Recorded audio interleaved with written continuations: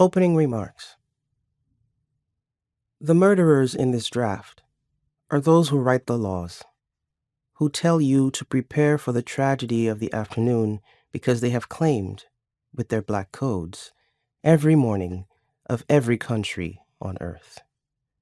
They won't tell you that it is their minister, their president, their physician, or their deacon swept up, in another breaking buried language, all those who will be ridiculed by mid-morning. The murderers must admit you are growing into their fictions, that it is your hello that begins the conjuring.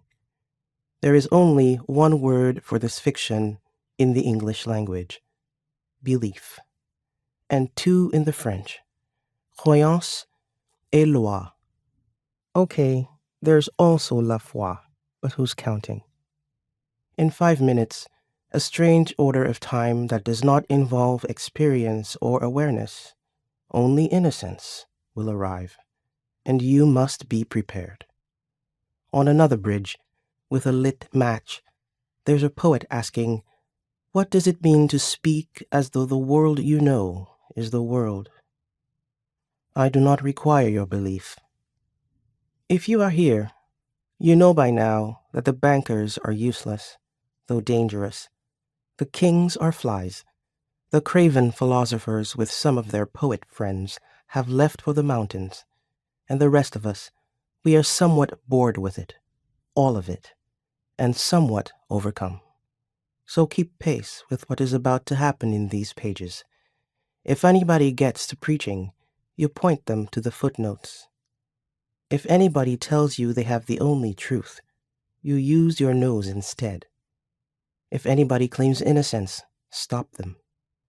If anybody tells you everything is working fine, run, or do whatever you want.